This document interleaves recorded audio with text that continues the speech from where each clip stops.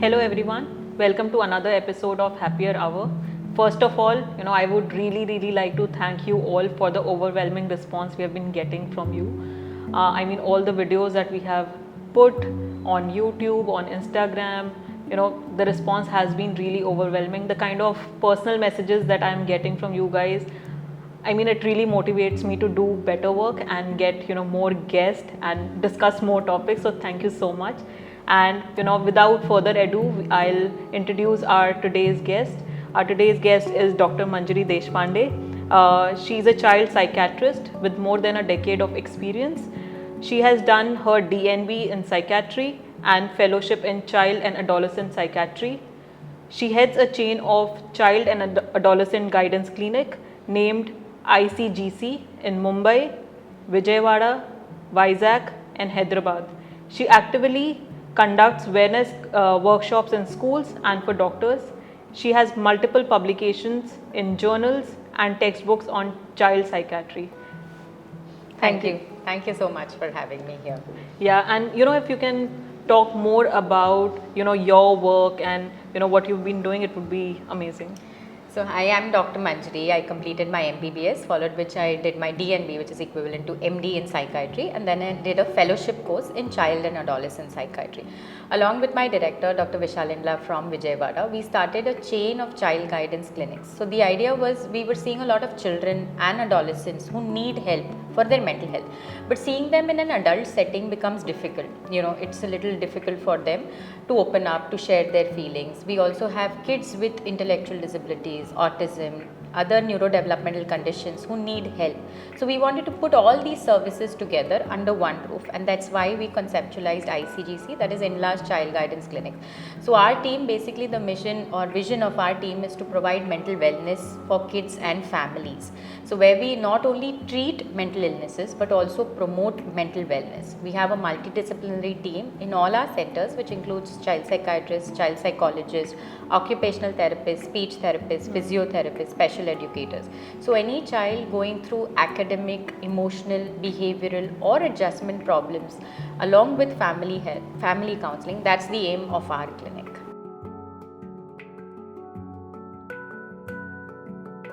We are going to discuss about teenage depression. So doctor, welcome to the show. Thank you so much. Thank you for having me here. Yeah, so doctor, हर कोई depression के बारे में बात करता है, but there's sadness and depression. What is the difference between two?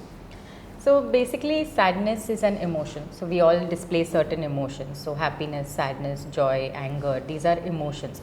So sadness is temporary. जब आज boss ने चिल्ला दिया, आज बच्चे को पेरेंट ने चिल्ला दिया, या टेस्ट में फेल हो गया बच्चा, this is sadness. We all feel it and it's normal to feel sadness. We are human because we feel these emotions, right? But we can get out of it. We can get out of it after some time. It's not dysfunctional. Depression is something that is chronic, that is pervasive, that is long lasting. So in our clinical terms, when somebody is going through some difficult times for more than 2 weeks, जहाँ पे थोड़े symptoms होते हैं जैसे feeling sad all the time, not able to enjoy anything. So जो पहले चीज़ें अच्छी लगती थी, मेरा hobbies थे, मेरे को गिटार अच्छा लगता था, dancing अच्छा लगता था, but now I'm not even able to do that. या फिर I'm doing it but I'm not getting any joy, feeling tired all the time. So some of these symptoms cluster together and that is a state that is called as depression. So that's the basic difference between sadness and depression. And मतलब जैसे हम teenage depression की बात कर रहे हैं, तो क्या बच्चे और teenagers can they have depression? Yes, so I'm a child and adolescent psychiatrist. I see only children and teenagers, and I think depression and anxiety, these are some of the most common disorders that I see. I see a lot of teenage depression. So लोगों को पहले लगता था only adults can have depression. बच्चों को क्या है, उनको क्या stress है, why should they have depression? So there is no reason at times for depression. It can happen without a stressor. This is something that is biological. There is a genetic vulnerability. थोड़े neurotransmitters involved होते हैं. So any of us can suffer from depression. Our literature actually says that the youngest is about 3 years of age. In my clinic, I have seen, I think probably the youngest at around 8 to 9 years of age. So yes, children very well can suffer from depression, and while it is not so common in children, in teenagers it is definitely quite common in today's times. And you said आपके clinic में 8 साल के बच्चे भी आते हैं जिनको depression diagnose होता है, तो मतलब यूजुअली क्या सिम्टम्स रहते हैं बच्चों के? So even today, I think they get referred to us pretty late. There are very few, like teenage ho, तो at least the teenagers are seeing changes in themselves. Today's teenagers know a lot about mental health. तो खुद parents को बोल देते हैं कि I want to see a mental health professional, and then they come to us. When it's children that is below 12 years of age, they are generally referred to us. मतलब pediatrician के पास जा रहे हैं for say chronic stomach ache, headache, बहुत time से ठीक नहीं लग रहा है, या फिर मार्क्स बढ़ नहीं रहे, school teacher feels something is amiss. So they get referred to us for some kind of dysfunction that may be in their health, that may be in play area, like parents are feeling now बच्चा खेल नहीं रहा है पहले जैसा, या teacher, astute teacher might see these symptoms and might alert the parents that something is wrong with the child. ये बच्चा जो क्लास में बहुत participative था, बहुत enjoy करता था, is not able to participate, is very lonely, is not seeing friends. So I think they get referred to us. Some parents of course understand, they see a sudden change in their child, they are not playing, they are not interacting with parents, they are not having fun like before, they want to avoid social interactions, or they're constantly falling ill. These may be some of the signs that children come to us with. And मतलब जैसे आपने कहा there is a sudden change of behaviour in the child, तो मतलब ये कितने time तक usually sudden change of the behaviour रहता है कि अब लगता है कि now it is something that parents needs to worry about? क्योंकि मतलब teenage is the age where in there are so many mood swings. Definitely. सुबह कुछ फील हो रहा है, शाम को कुछ और ही फील हो रहा है. सो मतलब हाउ डू पेरेंट्स असेस कि अच्छा now it is serious? So I think there it is still very difficult, and parents most of the time overlook it. If I try to tell them that your teenager has depression or is showing signs of depression, they're probably like नहीं कुछ नहीं नाटक कर रहा है बच्चा, या this is normal teenage years. But I think there is a distinction, and sometimes it is difficult because जब teenagers में depression होता है, they obviously are going through the adolescent pubertal changes as well. The hormonal changes, the changes in the body may cause. We've all gone through adolescence and we know how irritable we are, how we can suddenly snap छोटी छोटी चीज़ें, we become extremely sensitive to certain things. There is anyway, I think in teenage years, a little bit of reduction in interest in studies because there are other distractions, and these are quite similar to depression, the symptoms. But I think again, when it is depression, it is far more severe, it is far more pervasive. That means it affects their school life, their home life, their social life as well. And yes, if it lasts for 2 weeks or beyond, like अगर teenage है तो something will uplift them. They may feel good when they go to a show or when they visit their friends, mood change हो जाता है. But when it is depression, nothing seems to lift them at times. Even if they might be on a very good day, but they are not able to feel happy. They're doing their favorite hobby, but they are not enjoying it. So those are some of the ways that we can differentiate, pubertal signs and depression in teenagers. And causes क्या हैं इस चीज़ के, क्यों मतलब teenagers को या बच्चों को डिप्रेशन आ रहा है? So all our conditions, as a psychiatrist, all psychological conditions that I see, we call them biopsychosocials. We have a triad, it's called biopsychosocial. Biology is our genes. We get our genes from both our parents. So if there is a genetic vulnerability, somebody in the family had a family history of depression, anxiety, schizophrenia, bipolar, any of our conditions, there is a risk to the next generation. Okay. Psychological factors means the child's own temperament. All of us, we have children, we know that every child is different. Some children are very easy, they grow up without any difficulties, very easy temperament. Some children are slow to warm up, they take time in everything, and some children have a difficult temperament. So we call it temperament. What we say is in above 18 years personality bolte hain, less than 18 years it is called as temperament. So difficult temperament means they're very adamant, bahut ziddi, lot of behavioral issues in childhood. So again, bad coping mechanisms, these are psychological factors. And social factors, I think very important in childhood is the kind of environment you grow up in, what you witness between your parents, what you witness as home. So there are certain risk factors like a difficult home, a broken family, or the child having witnessed or been subjected to some kind of abuse, physical, sexual or emotional abuse, or even neglect for that matter. These are some of the risk factors for depression basically. Along with that, there are some changes that happen in brain structure and brain function. That is why it's biological. So हमारे brain में थोड़े chemicals होते हैं, they are called as neurotransmitters. So there are different parts of our brain. For them to work efficiently, neurotransmitters help, like it's like basically एक part से दूसरे part signal transfer होता है. So some of these neurotransmitters you might have heard, serotonin, dopamine, these are not very functional or not clearly functioning, and that is when this is a risk factor and a biological risk factor for depression as well. सो आपने जैसे कहा neuro transmitters में functioning का problem है, तो मतलब इस case में what do you do? I think therapy wouldn't work, right, if there is a problem in neuro transmitters. Absolutely. So most people say, go to therapy. Yes, I am a psychiatrist. I do therapy myself. So therapy does wonders. But when there are biological factors involved, whereas there is a strong genetic loading, as we call it, or if it is moderate to severe depression, therapy alone will not be enough, because there is a malfunction in the brain structure or the main brain neurotransmitters. So obviously at that point of time, medication is needed. We do use antidepressants the way we would use for adults. We do use it in children and teenagers as well at times, along with therapy. But मतलब anti depressants का there is काफ़ी ज़्यादा media में भी है, newspapers में भी है, and we read a lot कि if you take a lot of antidepressants you get used to it, and फिर without antidepressants you can't work. So is that the case? So this is a very common thing that I encounter every day when I talk to a parent or when I'm trying to convince them that the child needs medication. So they'll say, "नहीं, Google पे लिखा है." So if you randomly put up side effect of paracetamol, which is something that we take very regularly without the consent of a doctor. Even paracetamol definitely has a lot of side effects. So definitely there is no medicine without side effect. There will be side effects, but we check what is called as the benefit risk ratio. मतलब benefit कितना है बच्चे को और risk कितना है. Yes, there may be certain side effects, but obviously when you are taking medication by a doctor, we will take care of that. And ये जो side effects है, generalized side effects, जैसे antidepressants या psychiatric medications put on weight, make you put on weight, they are addictive, या zombie हो जाते हैं, dull हो जाते हैं बच्चे. These are not true for all our medication.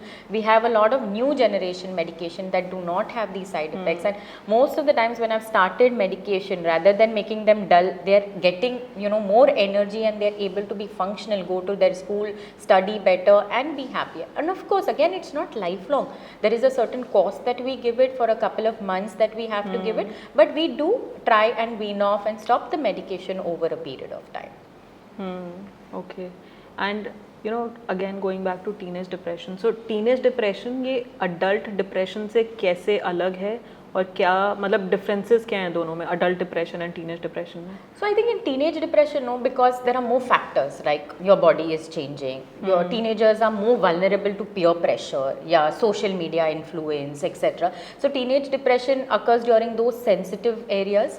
So if you talk about symptoms, it's almost the same as adult depression. So हमारे भी we have a diagnostic guidelines called as DSM. In that the guidelines are the same as adult depression. सिर्फ in adults the main symptom has to be sadness, but many times in children and teenagers, instead of seeing sadness we see irritability. मतलब बच्चा sad नहीं होता, कभी कभी बच्चा बस irritable होता है, and that is one of the predominant changes. In adults most of the time sleep appetite कम हो जाता है, like somebody with depression is not able to sleep, appetite कम होता है, भूख नहीं लगती. In teenagers it may be reverse also. So teenagers eat a lot, they sleep a lot, so we call it reverse neurovegetative symptoms. So these are some small signs. So or we see a lot of somatic complaints in children. Somatic मतलब their body is manifesting those signs. Chronic headache, chronic migraine, chronic stomach ache, due to which child is not able to go to school, but the pain is here the pain is more functional and the child is actually suffering from maybe depression when we see these symptoms. And मतलब depression के अलग अलग stages होते हैं, या it's like constant कि ऐसा ही दिखता है depression? So of course stages as in we do classify as mild, moderate, severe based on the symptoms. Like we do some checklists that help us to understand mild है, moderate है, severe है. So if it is mild we definitely go more for therapy based. We do only therapy. If it is moderate to severe, then yes we do have to start medication as well.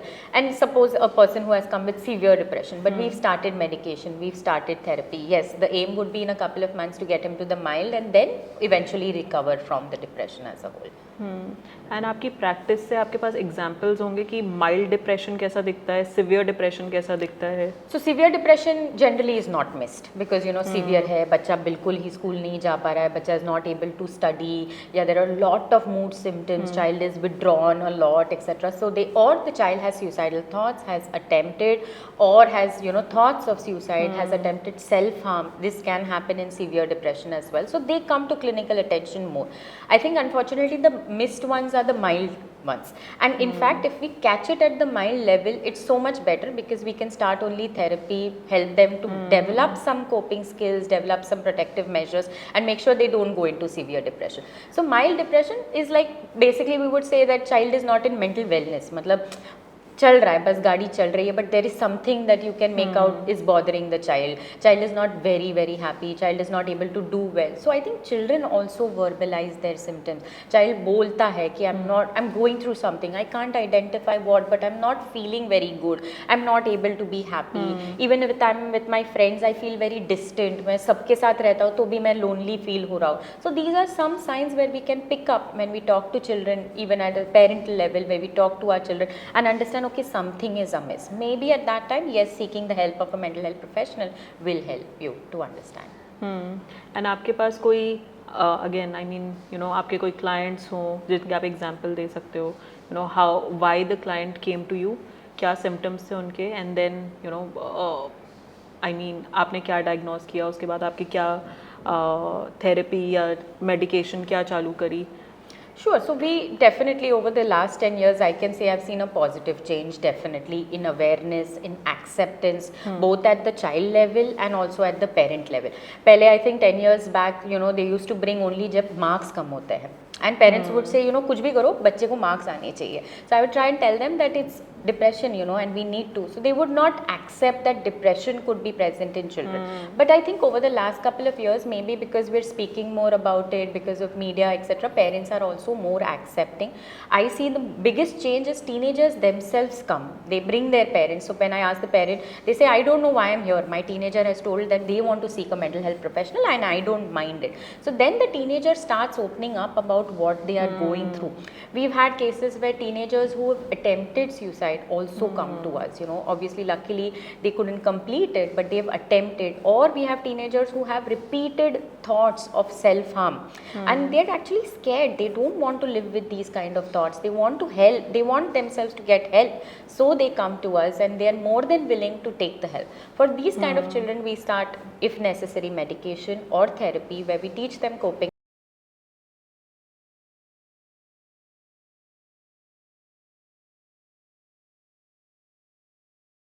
If you talk about LGBTQ, they suffer from depression as well. So, what they are going through, sometimes catharsis that they coming and speaking to us, because when they speak to their friends or their parents being parents sometimes are judgmental. You should not feel like this. ये कुछ नहीं है. हमारे time में तो इतने problems थे.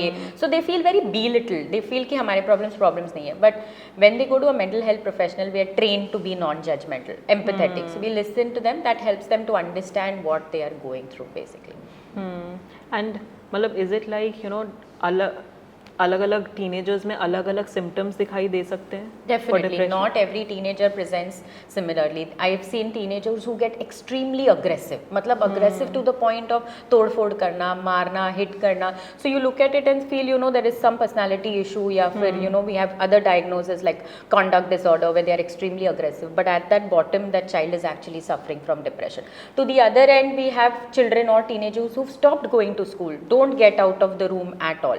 Another spectrum could be where they have now hooked on to games or the internet or social media because they are not able to socialize, so their only medium of communication becomes their screens. We have teenagers who have stopped going to school because they are so addicted to the screens, but beneath that there is a layer of depression or anxiety that they are facing, due to which they are not able to face the real world and they are using this as a helping mechanism, basically. And in terms of brain development, I mean, by what age does brain of a human being develops entirely? So first 5 years are very very important. We say the first 5 years. I am a child psychiatrist. We get very very young children to us also, and I keep telling parents that the first 5 years, 90% of the brain that we have today developed in the first 5 years of life. So imagine how important those first 5 years are. So I say that the brain is like a sponge at that time. आप जो भी दे रहे हो वो brain absorb कर रहा है and is molding the person. बाकी का brain development happens, and the final stages of brain development happen between like 17 to 20. So in teenage years what happens is, like we explain that the teenage years it's like a car. Ferrari दे दोगे बच्चे को तो क्या होगा. So basically this part of our brain, the part behind our forehead, is like the brake system. That's called the prefrontal cortex. That helps us to say, okay, मैंने ये cup नहीं गिरानी चाहिए, I should not jump from here. That is the brake system that tells me this is right or wrong. Unfortunately in teenagers it's not naturally developed, but the emotional center is fully developed. So that is why if you see teenagers, they're very sensitive, very emotional, very expressive at times, because their emotional center is working, but break ही नहीं चल रहा है ना.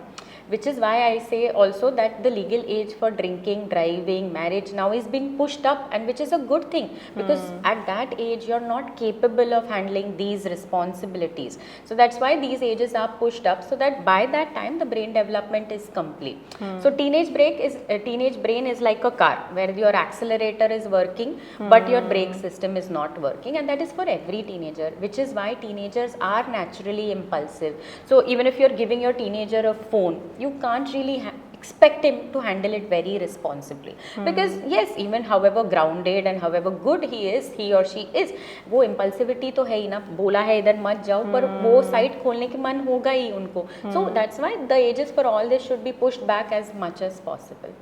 So, and is it like अगर किसी को depression है तो वो वीक है, वो स्ट्रॉन्ग नहीं है, क्योंकि बहुत बार ये भी बोला जाता है अरे तुम स्ट्रॉन्ग नहीं हो ना इसलिए हो रहा है तुम्हारे साथ ऐसा. So yes, unfortunately this stigma is still prevalent. It is prevalent among medical professionals too, among my doctor friends who are other specialty doctors, ki sometimes this child is weak isliye ho gaya. Would you say the same thing to somebody who has a fracture? Or would you say, snap out of it, तुम्हारा हाथ ठीक हो जाएगा? So it's the same. When we give so much importance and so much importance to treatment of physical conditions, why can't we treat our brain the same? So the brain is also a part of the body, and that's what we treat. So for a teenager, when you say कुछ नहीं होता है तुम उठ जाओ, I've had teenagers with severe depression where even brushing is a chore for them. They find it so difficult to get themselves out of the bed and brush their teeth. But of course, somebody who has not gone through a mental health condition, the parent finds, sometimes we find it very difficult. अरे उसमें क्या है, उठ के brush करो. But even small things like this, we say okay, physical activity is very good. So everybody tells them physical activity करो.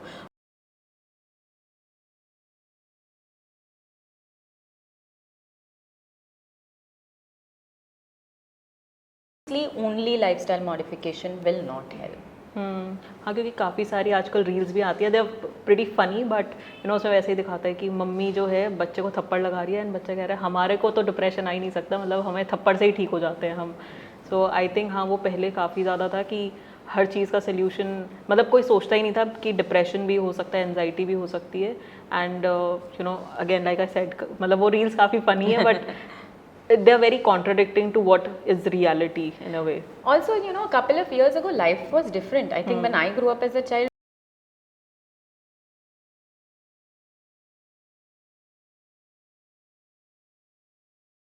we were generally out of the house for a couple of hours every day. We would talk more. The whole joint family system was there. Nowadays, the life we are living is very different. No, we're all living in nuclear homes. We're hardly having 2-3 people. Both parents are working. We are not sending our children outdoor to play because there are hardly any societies which have building space, etc. There is so much competition. The children are exposed, unfortunately, by us itself, to very early to social media. So there is so much pressure. I would say today's kids are very overstimulated. You tell a 12-year-old कुछ नहीं, बैठो आधा घंटा, the child will not be able to do it because there's constant stimulation. That holds true for us also. We can't do without our phones nowadays, but that is because of excess stimulation, and in general lifestyle has become more difficult, more pressurizing. So definitely these changes, but it's not like depression didn't exist couple of years ago. Maybe definitely it did, but I definitely think that the prevalence today is increasing over time, and genetic load भी बढ़ रहा है. No, now many families are having family members where there is is depression or anxiety as well in the family. There's so many families where I see where, you know, now they're broken homes, parent is the depression, ये हो गया, divorce हो गया parents में, child is brought up by only one parent. So these factors have definitely increased, which have probably contributed to the increased rates of depression. And social media आपने कहा, तो social media या फिर हम gadgets देते हैं बच्चों को, उसका एग्जैक्टली क्या इम्पैक्ट पड़ता है बच्चे के ब्रेन पर?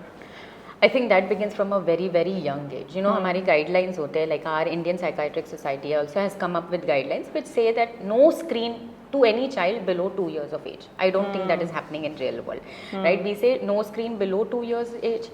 2 to 5 years, only 1 hour of supervised screen time where the parent is sitting with the child, and then above that, like maybe 1.5 hour. I think today I get a lot of speech delay children also, like you know, बात ही नहीं कर रहा है, there is a biological component, but बात ही नहीं कर रहा है because दिन भर बच्चा क्या करता है, 5-6 घंटा मोबाइल पे लगा पड़ा है, he's only watching, there is only one way communication. So there is so much exposure to screens at a very early age, which has contributed, you know, to the increase in developmental delays, speech delays. Children are not able to articulate. We are giving social media as in, of course, Instagram officially is not allowed for children, but I have 8-year-olds, 9-year-olds who have fake accounts on Instagram, and they're seeing things that they shouldn't be seeing. No, they're exposing themselves to content which their brain cannot handle. So during COVID, we had a lot of examples like this. Children, I had a child who came with lot of symptoms of anxiety, depression, and you know, parents couldn't figure out kya hua. When I asked him, he apparently watched something that he shouldn't have, watched some pornographic content. Child was all of 8 years of age, and then he started feeling extremely guilty, and he couldn't process ye kya ho raha hai, what was he seeing. He got addicted to it. Almost 1 month he was watching these things, and you know, uske hi man pe itna asar pada, like he could not, he was feeling extremely guilty because of that, and that's when he opened up to his mother and cried a lot, and she brought him to us for help. At least then we could talk to the child and explain. So, and mother didn't even know that the child is watching all these things every day on the phone. So these, when you give a phone to the child, that's could be the side effects of this as well, exposing something that the child cannot handle at a very young age. But काफ़ी interesting है, मतलब आपने जो case बताया जिसमें mother she actually brought the kid to you, क्योंकि मतलब you know he was watching the content that he shouldn't, क्योंकि अभी भी I would say you know most of us we would just say कि you no ठीक हो जाएगा मत देख, या ब्लॉक कर देते हैं. मैक्सिमम हम वही चीज़ करते हैं कि हम बस वो कंटेंट को ब्लॉक कर देते हैं, एंड वी आर लाइक अच्छा अब चाइल्ड प्रूफ हो गया है phone, and whatever videos you see are okay. So I mean it's a good example in terms of, you know, if the kids, they have seen something very inappropriate and they are continuously doing that, maybe they need to.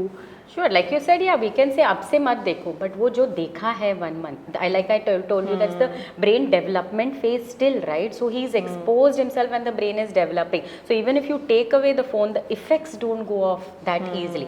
He can't forget what he saw. More than that, he has a lot of guilt because he realizes that he saw something that he shouldn't have seen as well. And that is why such children might require help at times. And you know, because of depression, बच्चों के कौन से चीज़ें impact हो जाती, कौन से areas of life हैं जिनमें दिखता है कि you know those areas have been impacted? I think first is socialization. So they're not able to socialize. I think as children, as teenagers, we want to socialize, right? But they're not able to be with their friends. They feel distant from their friends. They're not able to spend time with their parents. They are lonely, but they are not able to gel well with others. So socialization. Second, educational impairment. You know, because the mind is not functioning very well, due to which whatever they're reading, the child, sometimes children cry and say, you know, I'm sitting for 5-6 hours, but कुछ अंदर ही नहीं जा रहा है. I'm not able to focus. या फिर मैंने बहुत अच्छा पढ़ाई किया था, I am not able to retrieve anything. So it definitely alters the brain functioning to a stage where they can't remember. So educational impairment होता है. Social and functional, child is not able to play, child is not able to perceive, like you know, continue any hobbies that the child was enjoying.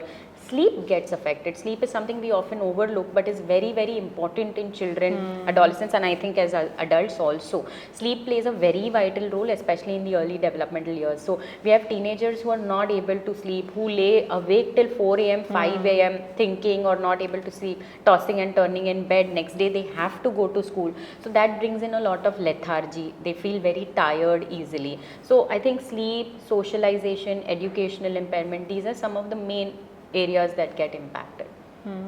And in terms of therapies या फिर medication that is available, what all options are available for treating depression? So we have very, very good evidence-based medication. Let me talk about medication first. Medication, there are a lot of evidence-based antidepressants that are approved for use by the FDA for use in children and adolescents. And when they are taken by, a psychiatrist, when you've gone to a psychiatrist and you're taking medications under their prescriptions, they are very, very safe, they are non-addictive, and they can be stopped after some period of time.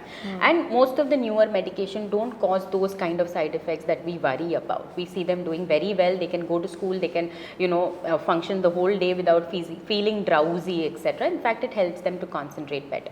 Second, yes, I think therapy plays a very, very important role. I don't think we can only give medications to any child or teenager with medication, because it's a biopsychosocial disorder. So when we talk about therapy, one part is where we do therapy with the child alone, which is with the child or the teenager. We follow eclectic, so there is something called as CBT, which has a lot of evidence of in depression, which is cognitive behavior therapy. And second, we do a lot of family therapy. So when we see adults, I think you just see the adult, you counsel, you treat the adult is enough. But if I'm seeing a teenager and I'm only counseling the teenager, then only half the work I'm doing. The real treatment will come when the family is involved as well. So we do a lot of family sessions, because what the parents say or not say to the child is also very important. It first begins with psychoeducation. Psychoeducation means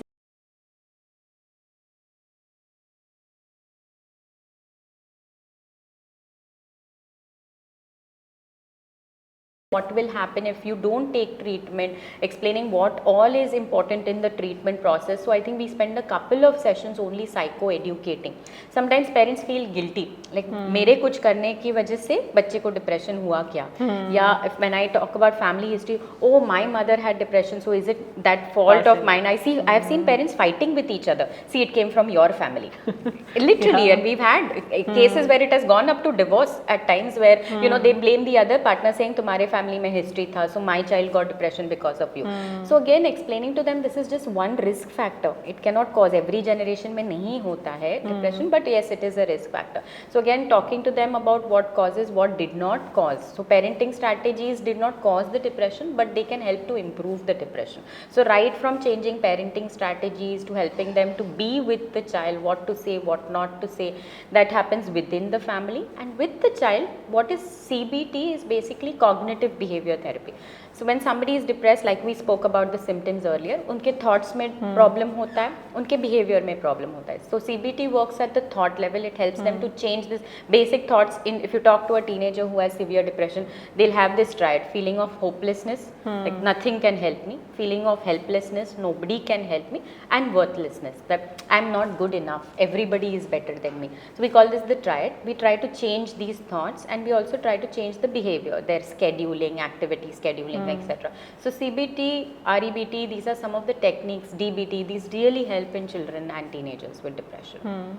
Do you have some patient of yours जिनके आप example दे सकते हैं, जिन पे आपने ये therapies apply करी, तो exactly आपने क्या किया इन therapies में, and what did you see? Sure. So I have a lot of teenagers who attempt self-harm very regularly. I think today self-harm has really increased among teenagers. It's alarming. They talk as though it's, every second, third teenager seems to be going through something, and there is self-harm involved. Self-harm is where they intentfully hurt themselves, not with an attempt of suicide, but self-harm. Like they feel that it's an escape to the problems, or that I should punish myself for something. So, cutting, taking something, especially cutting, is very, very common in teenagers. So when we do CBT, we help them. So one client that I had recently with a history of attempted suicide, she almost attempted suicide. How but old luckily was she was safe. She's 14 years old, and she was going definitely through some depressive symptoms over the last maybe 6 months or so. She was on and off on treatment, but it never got very, very serious. But recently her symptoms increased so much that she actually was very, very actively suicidal, and she almost attempted jumping from a very high rise building, and luckily she was saved. Parents were very, very scared, and they brought her for help, and now she's doing much better. She agreed that she needs to take help. She's on medication, very regular therapy. Family is involved in therapy as well, and today she's doing luckily much better. So in terms of therapy, आप उस बच्चे के साथ क्या कर रहे हैं exactly? So again, now they have this distorted belief. You know, I have caused problems in my family. I'm going through something. So she had a lot of guilt कि मेरी वजह से parents are fighting, because there was obviously everybody knew she has depression. You know, so she started feeling very guilty for whatever she's having. She was not studying well. Parents are very very highly educated. She was not doing very well in studies. So she started feeling I'm bringing shame to my family. So a lot of distorted beliefs about herself. You know, so she started feeling, and she was very lonely. She was not able to socialize, etc. So she started, you know, feeling that I should harm myself in some way as a punishment to whatever. So first removing this guilt, making her realize that she's suffering from something which is a medical condition and it needs help. So we then compare it to a physical condition, saying that you wouldn't blame yourself if you have hypertension or diabetes, you know. So depression is also a clinical condition and you have to take treatment for it. And once you start treatment, we remove the guilt. We help them to identify that, you know, this is not my thoughts. These are the thoughts that I'm having are because of my clinical condition right now. And then we help them to change that belief system that they have. But of course, in these kind of cases, medication becomes quite essential. And of course, without the support of parents, we really can't do much in these kind of cases. When parents come around and they are also actively involved in therapy, then we can get good results in such cases. And in terms of, you know, parents' involvement, like, you know, you were mentioning earlier as well कि teenage depression में it's not only the teenage जिसको therapy की ज़रूरत है, but family को भी ज़रूरत होती है क्योंकि they need to maintain that environment और बिल्ड दैट एनवायरनमेंट. तो एग्जैक्टली फैमिली को क्या क्या आप लोग यू नो काउंसिल करते हैं या क्या क्या थेरेपीज देते हैं उनको so that the environment is better? First of all, making them understand the psychoeducation part, making them understand about the condition, what is the condition, what are symptoms of the condition. So it's not that the child is purposely not getting up and going to school, but the child is not able to go to school. It's not like the child is purposely failing in exams. The child is studying, but there is so much psychomotor retardation that the child is not able to concentrate or retrieve the information, etc. So first of all, helping them to understand, you know, we draw diagrams, explain to them about the symptoms. That's when they can probably relate. Second, giving them kind of a list of what to say, what not to say. No, very often we find ourselves telling somebody, oh, you know, just snap out of it, just get out of it, just go run, you know, everything will be fine. Or, you know, you have no problems, you've been gifted, you have everything in your life, why are you suffering from depression, etc. So avoiding these kind of belittling, mocking statements. But there's some things that you can always say to a person with depression, like, you know, I want to help you, how can I help you? They may not say, or just tell them, okay, I'm with you, I'm here, you can talk to me if you need. Never force a person to express to themselves. They may not be comfortable, but just telling them, making sure that they know you are there for them, that is enough. Or helping them to understand that they have help, they can reach out to you if something goes wrong. These are some of the things that you can say to a child with depression. And you know, as a parent myself, अगर मेरा बच्चा depressed है, I'll be very stressed, right? And probably I'll be overthinking कि कुछ हो ना जाए, and you know, he is safe. तो उस केस में आप पेरेंट्स को क्या काउंसिल करते हैं? So many of the times I feel when parents also go through something psychologically when they are been told that their child has depression. Like I said, first तो guilt होगा, मैंने क्या नहीं किया, was I not there for my child? I've been a working mother, so was it because I gave more importance to my work that my child is suffering? So first of all, helping you to remove this guilt, helping the parent to understand this is biopsychosocial. Second, helping them to understand how they can help their child during this condition, basically during this phase, how they can help their child, hand holding them, that we are a team, you know, and we are going to be together helping the child to overcome this. So I think even parents need a lot of support during this difficult period, because I don't think, even I'm a parent, it's very difficult to accept that your child is going through something. Exactly. And I mean, you know, you spoke about the guilt part. So specifically about the guilt, so how do you remove guilt part from the teenage and from the family? So I think it's important to medicalize the problem. When we don't know क्यों हो रहा है एक चीज़, तो we are very scared, we are very anxious. Like it's simple, if you have fever, you don't understand why you have fever, you'd be, you know, wondering why I'm getting fever repeatedly. When you do your blood test and you realize कि typhoid है, then you feel relief, okay, I'll take the medication for typhoid and be fine. Similarly, when somebody is going through something and there is no reason for it, it's more scary, there's a lot of unclarity. But when you know, okay, so we medicalize, saying that these are symptoms of depression. हमारे में diagnostic criteria है which help us to identify. At times we can do certain tests if necessary on the child, and then we understand that this is, say depression. We explain it to, more importantly, the parents. If it's a teenager, yes, we can tell a teenager, but getting the parents into confidence, making them understand this is not child's behavior. Yeah, he's not acting out. Yeah, natak nahi kar raha. This is signs of depression. Helping them to understand that helps them to reduce some of the guilt. Making them understand that it is not because of something you did or you did not do. Matlab, that did not cause depression. Your parenting style will now affect the depression, and we can change your parenting style a little bit, but that's not where the depression came out. So giving it a medical reason, explaining the biology behind depression, that it is a biopsychosocial condition, brain structure, brain function gets altered. These things help, and that's where when we explain to parents, spending a lot of time with the parents really helps us in getting them over and making them understand. Once the parents accept, then things are much easier. Then they accept treatment, they understand therapy need, they understand medication need as well. And you touched upon that topic, but and it's very important कि बच्चे को क्या कहना चाहिए और क्या नहीं कहना चाहिए. So I mean, as a psychiatrist, what would you say कि क्या कहना चाहिए एक बच्चे को when the kid is going through depression, and क्या नहीं कहना चाहिए? So I think in क्या कहना चाहिए, making them understand you're there for them. That is most important. कि I'm there for you. I can understand that things are difficult for you. I may not be able to feel your pain, but I'm there for you. You can talk to me whenever you want. I'll always be there for you.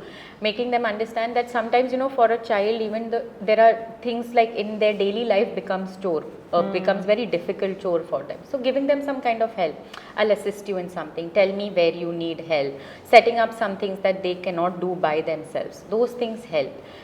And what not to say, most important, don't belittle their problem. Don't say, ये कुछ नहीं है, ये phase है, you can overcome it. Yeah, snap out of it, get out of it, try harder. You're overthinking. तुम बहुत सोच रहे हो इसके बारे में और तुम्हारा लाइफ इतना अच्छा है, why should you be thinking like that? Just look at what you have.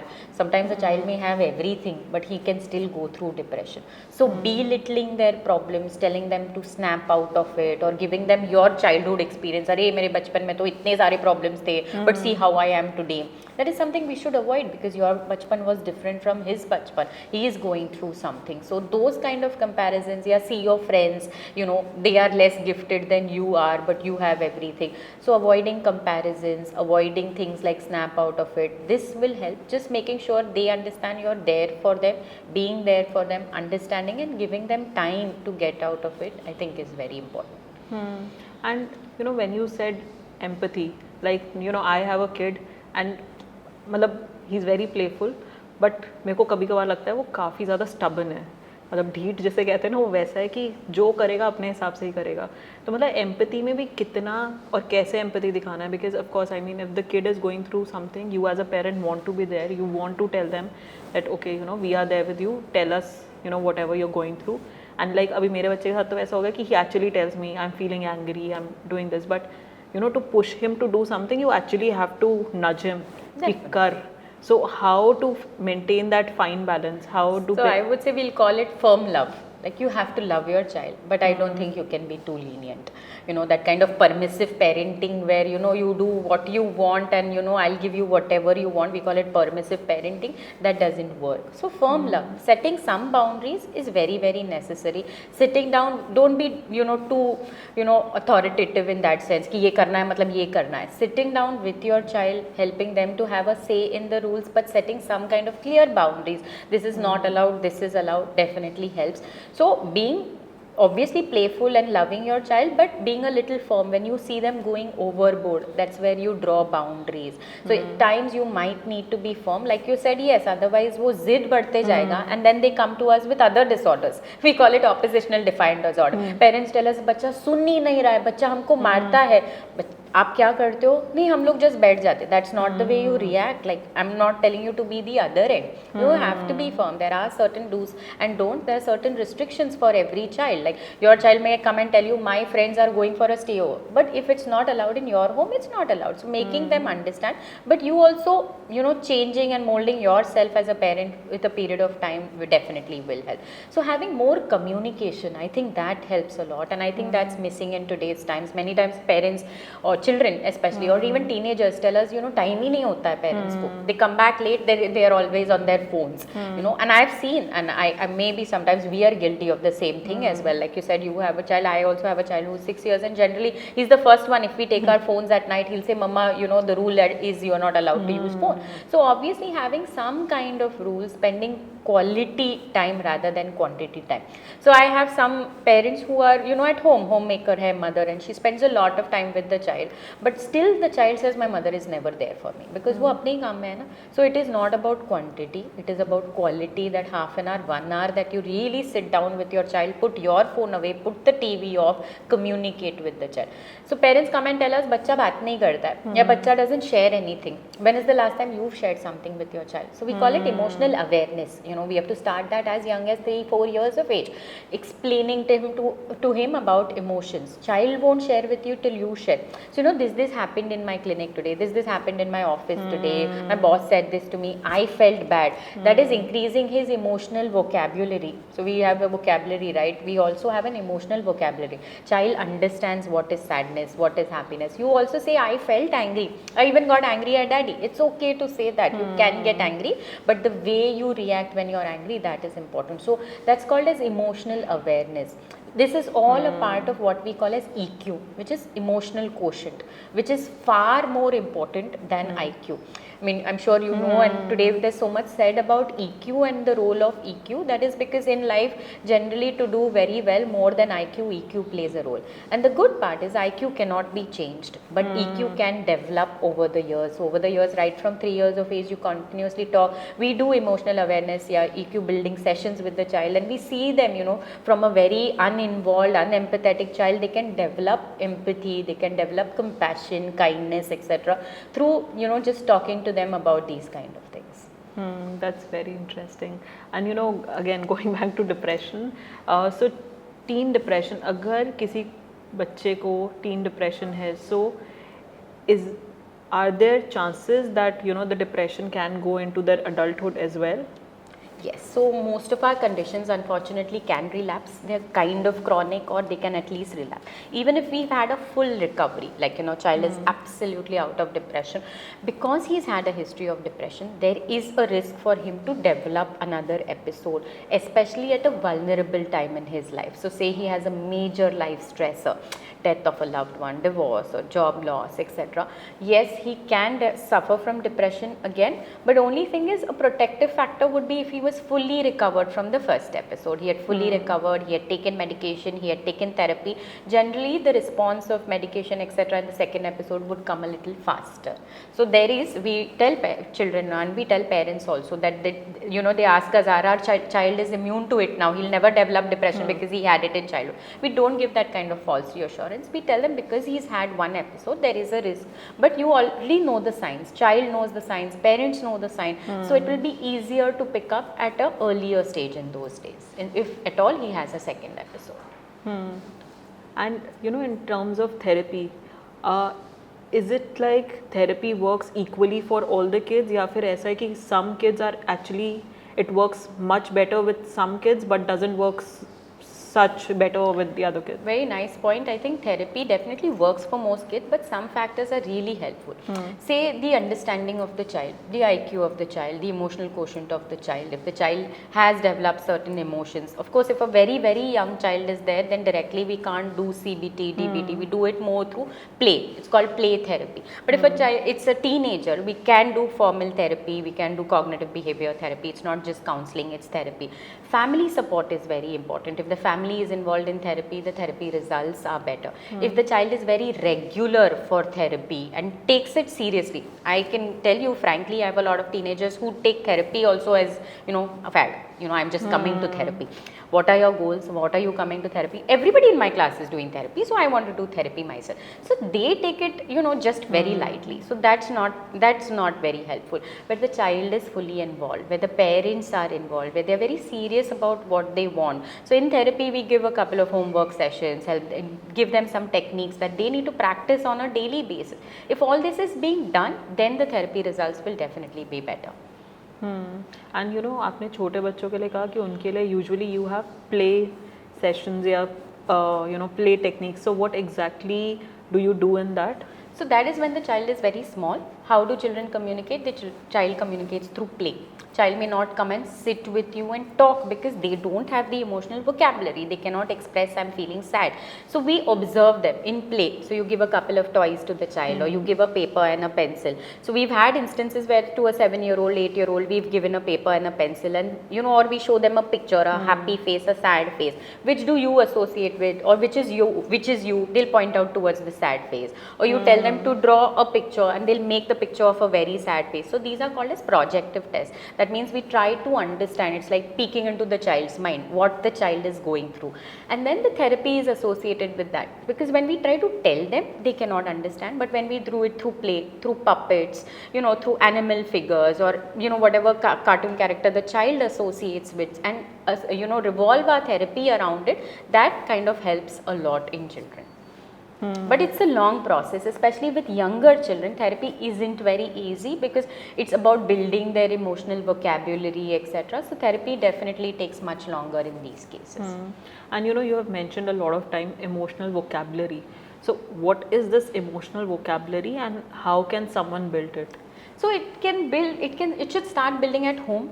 I think that's the place where it should start building from, where you talk to your child every day about emotions, about sadness, about happiness, what are different emotions, what makes you sad, what makes you happy, build gratefulness in them. These are small examples. So one simple thing that I tell all parents to follow is every night before your child goes to bed, make him say 3 things that he is grateful for, whatever happened in the day. Or we tell them have a happiness jar. You write down what made you happy and put a chit in that, and once in a week everybody sit out and read. These are small examples that we can start for emotional vocabulary. Or draw charts. I am feeling happy, I am feeling sad, I am feeling angry, and then they write every day in each of those columns. So because children experience show more through paintings, through diagrams, through pictures, etc. Use more of visual aids. So explaining to them, talking to them about emotions, helping them to share what happened in school today, when did you feel happy, what did your teacher say to you, what is something that made you feel upset at school today, if you notice he's not looking very good once he came back from school. But yeah, children might not talk immediately, so don't pressurize them, give them more time, but let them know that yes, you understand something is wrong, they'll come and talk to you themselves about it. So I think it starts from a very young age, and it's not a one-day thing. I think it's a process that has to be done every single day. Okay, that's very interesting. In terms of again going back to therapy, and when the kid is going through therapy, there are times when the kid is like हो ही नहीं रहा है, कुछ results नहीं दिख रहे हैं, and they are not motivated enough to do it further. तो उन phases में क्या करना चाहिए parents को, या you as a psychiatrist, what do you do in such phases? Very good question. Yes, we do have, the child is doing very well, and then suddenly the child is not cooperative at all. The child was opening up, sharing, and then suddenly the child doesn't want to come for therapy, or is coming but is not opening up. So probably there is some stressor. Maybe the child is going through something now big. Maybe the child is being abused, maybe the child is being bullied in class. So check for things. Check, if possible, ask the parents of the child to check with his friends. Ask teachers, because the child spends a lot of time in school. So try to ask teachers, is there any change that has happened? Has he changed his friends there? Has something happened in the bus? Because these are common things that a child goes through. So many a times if a child is not motivated, yes, you cannot push the child to speak, you cannot push the child to do exercise or to do therapy, etc. Give them some time, be there, make sure that they are coming for therapy. We make sure that they are taking their medications, most importantly, and yes, identify the stressor. It could also be a medical reason. Sometimes a medical condition is going on, or his sleep is disturbed, which is causing this sudden downfall. So keep checking about these things, keep checking with the parents. Most cases we are able to identify something that has gone wrong in the last couple of days. When we actively work on that stressor, it does help them. And like you mentioned that parents and therapy and everything helps. So in terms of to make sure that my kid or someone's kid doesn't go through depression, what kind of environment can a family build? And of course it's a process, but what all small little things can they do?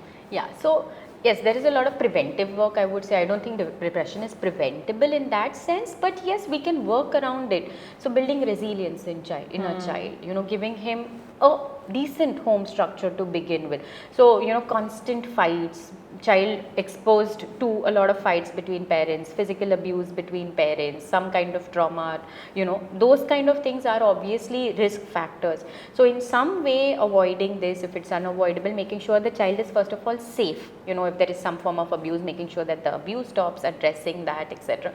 Being there for the child, helping him to understand what he is going through, you know, making sure that the child is functional, going to his school, meeting friends, has his daily routine, daily structure is going on, that helps a lot. You know, making sure there are some hobbies that are built for the child, making sure from a young age you have some physical activity the child is engaged in, limiting screen use as much as possible, having more family time. It doesn't only mean going on expensive holidays, but just means spending time with your child as much as possible. I think these are small steps to eventually make sure that the home environment gets better, etc. And communicating with your child, understanding it, especially if child is going through something, you know, to make sure that the child understands it's okay, he can open up to you. So not giving those kind of, you know, expressions which makes the child shut up and say, I'm not going to speak to, you know, my mother, sometimes when we give judgmental reactions. So being non-judgmental, non-confrontational, empathetic towards your child, that will help your child to open up to you. एक बहुत अच्छी चीज़ जो मैंने सुनी थी ना, and I think I do that a lot, मैं ना पहले हर चीज़ का सोल्यूशन दे देती थी. So it was not really about पहले सुन लो, इट वाज मोर लाइक अच्छा ये प्रॉब्लम है, ये सोल्यूशन है. But I think now I'm aware of that and I've started shifting it, and I myself see that, you know, change in my kid, that I actually listen to him first. It's not like I give him solutions. Here I can tell you one teenager recently told me that, you know, I've just stopped talking to my mom, and I said, why, what happened? And I know the family for long and they've been very close. So I said, you know, so she's telling me it's so irritating. Whenever I talk to my mom, she immediately gives her a solution. So I said, can you give me some examples? So she said, I told her my friend is behaving weird with me. She told me stop talking to that friend. I told her she is in a relationship, mother knows that my boyfriend and me are fighting. So she said, see, I was telling you that boy is not good for you. The child is not asking you for advice. The child just wants you to listen. So parents, yes, as you said, I may also be guilty. We are, you know, immediately maternal instinct goes up and we want to give a solution because we want to protect our child. It comes from a good intent. So first thing I tell all kids and teenagers is that the parents' intent, check the intent. Ask yourself, why is your mother doing it? Okay, she loves you. Yes, the teenager says, I know she loves me, but the way she is doing it is not right. Then we tell them the intent is different. Your mom doesn't know, she's trying to be protective. So let's sit together with your mom and let's make her understand, and parents do understand. So first of all, telling your child, but I think yes, being jumping to a solution every time is not necessary. Children know the answers, they know the friend is not good for them or the boyfriend is not good for them, but sometimes they want to take their own time to take that decision. So give them time, just say, yes, I can understand what you're going through. Do you want me to help you, or can we sit down together and think of solutions maybe? Let the answer come from the child. So even as a therapist, so we have sometimes, teenagers come and ask me, so doctor, this is happening. Should I break up with my boyfriend?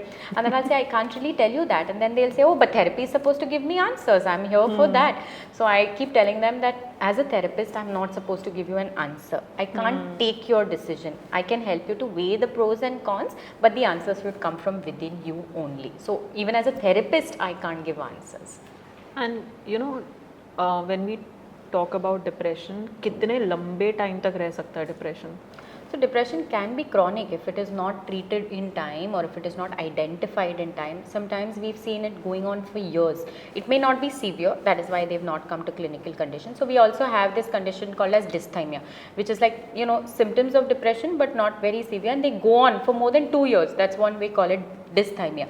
So person is functional but not functioning up to his best capacity. So kar raha hai, but there is something that is blocking him from doing much better in life, and that's when they come to us sometimes with other kind of problems, with anxiety, sleep issues, and then we identify since last couple of months or last couple of years he has been showing subsyndromal symptoms of depression.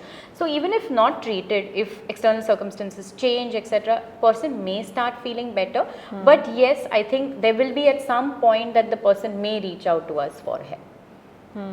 And depression, does it look different in men and women? So because we're talking about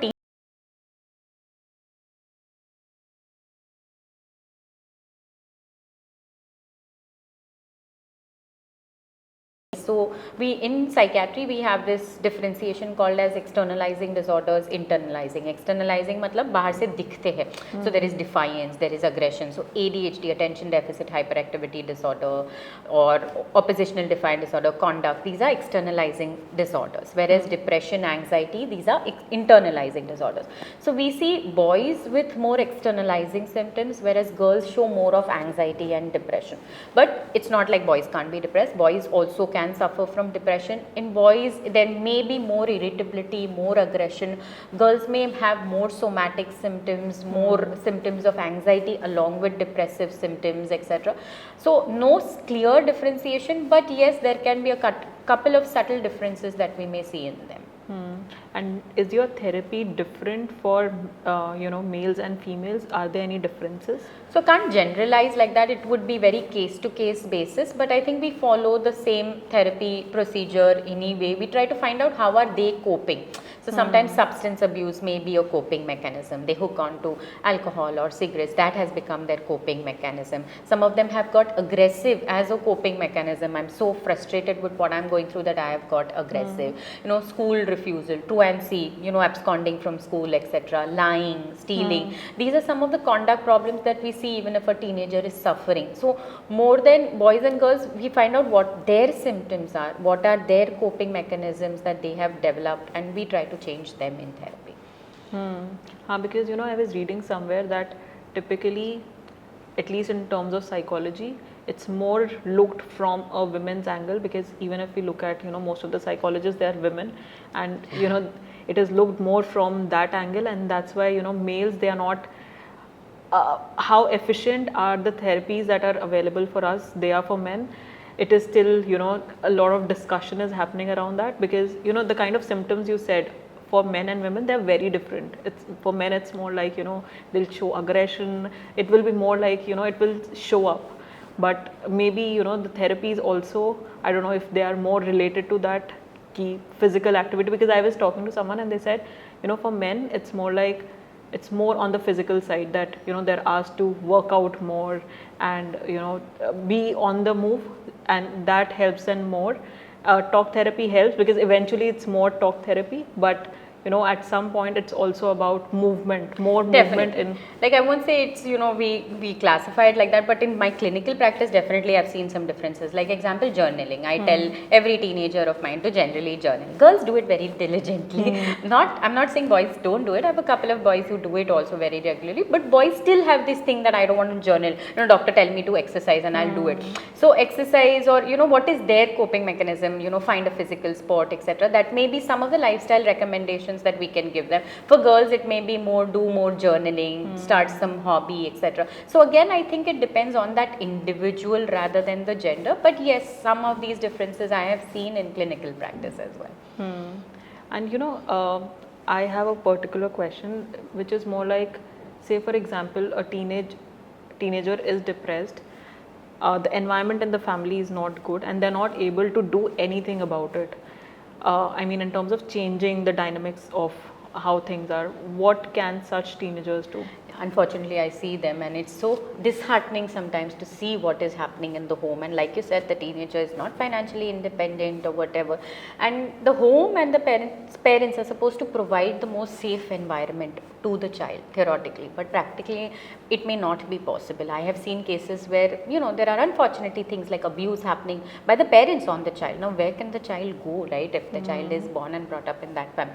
But at least if they're coming to us for help, that itself is a big step for them, because they're coming, they have a source of ventilating and understanding, somebody understanding their problems, and giving them the hope that they can eventually get out of home once they are independent, once they complete their education. And I've seen such children do very well once they get out of that toxic environment.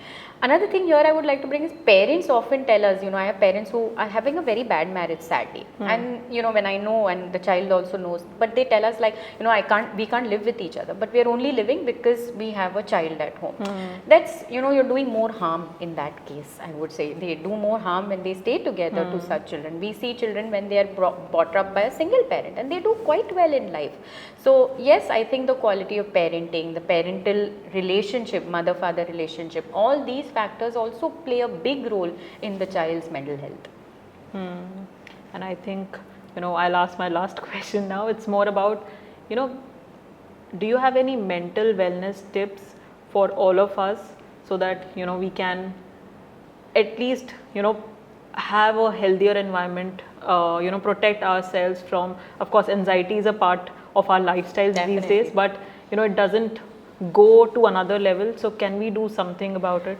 Definitely, the way we take care of our physical health, we make sure we are doing our regular routine blood tests, going to the doctors for checkups. I think couple of things that you can definitely do for your mental health are having some kind of structure, some kind of routine. Why people suffered so much in COVID was because the entire structure of our life was disrupted. Children were not going to school, we were not going to offices, etc. So taking away that structure is very difficult, is very traumatic for anybody. So I call it stability rocks, we call it in our language. You have couple of things that you do, 4-5 things every day, irrespective of whatever chaos is happening in your life. So be it, waking up at the same time, be it some kind of meditation for 5 minutes. I find it difficult as a psychiatrist myself to meditate. It doesn't mean you sit for hours. You sit for 5 minutes, just put on some soft music, sit for 5 minutes with your eyes closed. That is enough. Or some people say, I'm reading a book, that's meditation for me. So having your me time, that little 15-20 minute of me time when there is nobody around you, where you are to yourself. Having your sleep cycle set, very important. This is something we can all work on, making sure we sleep and wake up at the same time every day, at least on most days of the week. Getting good adequate 7 to 8 hours of sleep, that is so important, and we often overlook it. Avoiding stressors where they can be avoided. You know that you will feel bad if you go for that party, you are overwhelmed and you had so many things today. It's okay to say no. You're not going to lose out. And if you're going through a bad time, switch off the news. Don't read the newspaper for some time. We have a part of our brain which is called as the amygdala, which is the fear response. We're always activating it. So if you're going through a bad day, why read the news? Because inevitably the news is bad only, right?